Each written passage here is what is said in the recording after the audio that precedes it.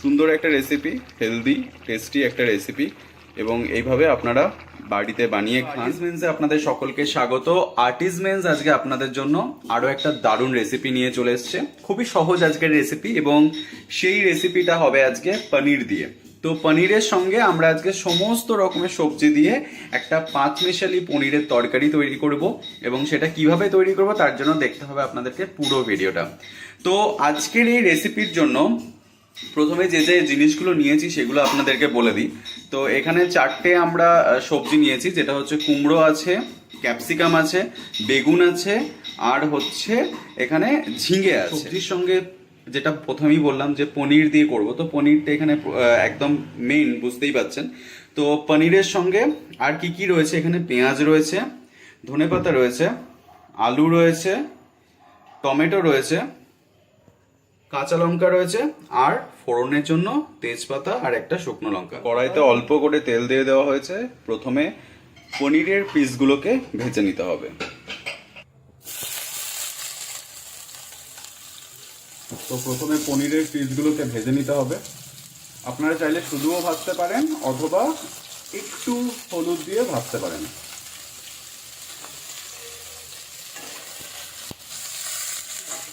Just shallow fry করে নিতে হবে পনিরগুলোকে, তারপরে আমরা একটা সাইডে রেখে দেবো পনিরগুলো।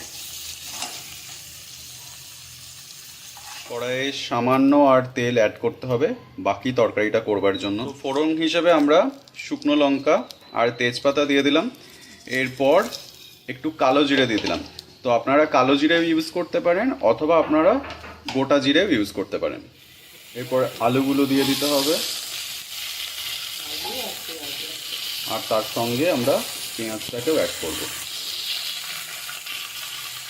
আলু আর পেঁয়াজটাকে হালকা ভেজে নিতে হবে।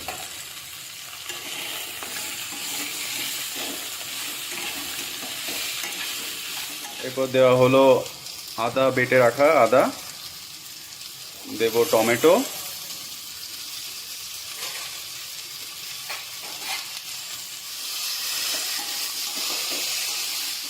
দেওয়া হলো জিরে গুঁড়ো আর হলুদ পরিমাণ মতো, ওই হাফ টেবিল স্পুন, তার একটু বেশি দিলেই হবে।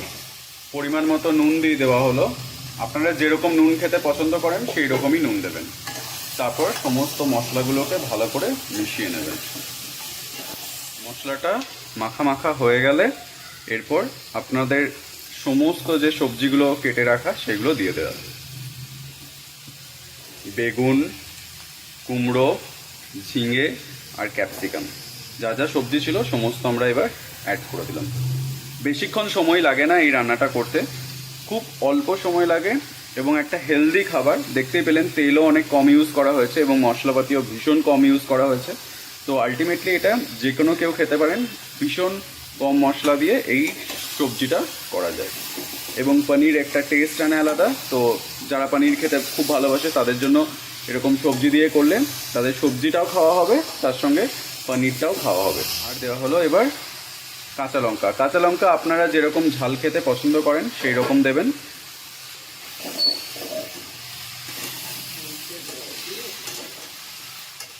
তো দেখতেই পাচ্ছেন সবজিগুলো অনেকটা নরম হয়ে গিয়েছে, এবং জলও বেরিয়ে এসছে সবজিগুলো থেকে। তবে এইটুকু জলে তো আর সমস্ত সবজিগুলো সেদ্ধ হবে না। তো এরপর আমরা জল অ্যাড করব। দিয়ে দেওয়া হলো জল। 10 থেকে হার্ডলি 12 মিনিটের মতো এটা রান্না করতে হবে। তো সবজিগুলো প্রায় সেদ্ধ হয়েই গেছে। এরপর আমরা পনিরটাকে অ্যাড করে দেবো সবজির মধ্যে। তো দেখতেই পেলেন খুব সহজ একটা রেসিপি, শুধু সবজি লাগে আর বিশেষ আর কিচ্ছু লাগে না। সুন্দর একটা রেসিপি, হেলদি টেস্টি একটা রেসিপি, এবং এইভাবে আপনারা বাড়িতে বানিয়ে খান। রুটির সঙ্গে এবং ভাতের সঙ্গেও এই তরকারি খেতে পারবেন।